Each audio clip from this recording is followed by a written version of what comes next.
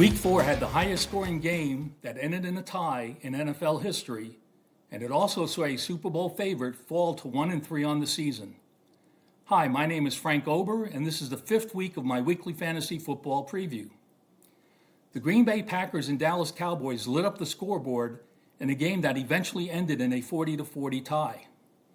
The Packers were very fortunate that the clock stopped with 1 second remaining in overtime to kick the game-tying field goal. Dak Prescott of the Cowboys threw for over 300 yards and accounted for 4 touchdowns. The primary benefit was wide receiver George Pickens, who had 134 yards receiving and 2 touchdowns. Prescott's counterpart, Jordan Love, also threw for over 300 yards and had 3 touchdown passes, all to wide receiver Romeo Doubs. In a matchup of perennial AFC powerhouses, the Kansas City Chiefs defeated the Baltimore Ravens 37-20, dropping the Ravens to 1-3 on the season. Quarterback Patrick Mahomes of the Kansas City Chiefs looked like the Mahomes of old, passing for 4 touchdowns. The Ravens' defense is decimated by injuries, and it shows. A couple of Los Angeles Rams players were also standouts in Week 4, as the Rams defeated the previously undefeated Indianapolis Colts. Quarterback Matthew Stafford threw for over 300 yards with 3 touchdown passes, including a game-winning 88-yard touchdown pass to wide receiver Tutu Atwell. Wide receiver Puka Nacua continues to have an outstanding season with 13 receptions for 170 yards and a touchdown.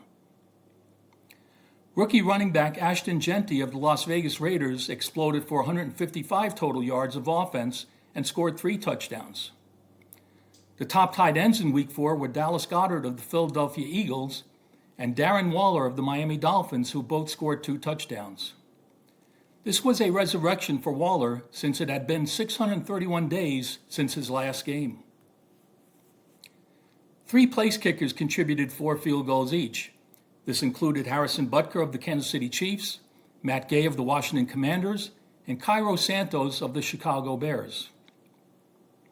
The top defenses in Week 4 were the Jacksonville Jaguars and the Detroit Lions. The Jaguars had 4 takeaways and scored a special teams touchdown, while the Detroit Lions had 3 takeaways and a special teams touchdown.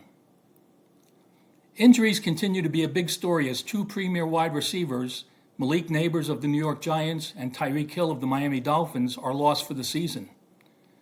Malik Nabers tore his ACL, while Hill tore multiple knee ligaments.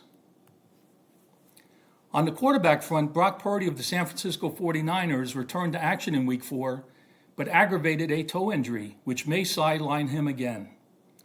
Additionally, Lamar Jackson of the Baltimore Ravens injured his hamstring and may miss some time.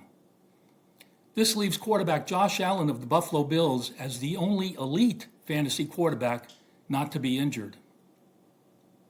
Running back Bucky Irving of the Tampa Bay Buccaneers is questionable for Week 5, and running back Braylon Allen of the New York Jets has been placed on injured reserve. The San Francisco 49ers have been hit hard by injuries. Besides quarterback Brock Purdy, wide receivers Ricky Pearsall and Juwan Jennings are questionable this week. Wide receiver of the Cleveland Browns, Cedric Tillman, has been placed on injured reserve, so he will miss at least 4 weeks. The Week 5 schedule has the San Francisco 49ers visiting the Los Angeles Rams on Thursday night, while the Minnesota Vikings and Cleveland Browns play in London on Sunday, starting at 9:30 in the morning. Week 5 is the first week of byes. Off this week are the Atlanta Falcons, Chicago Bears, Green Bay Packers, and Pittsburgh Steelers.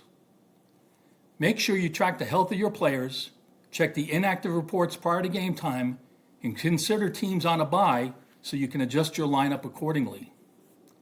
Please check out my articles for players to start in Week 5, and good luck.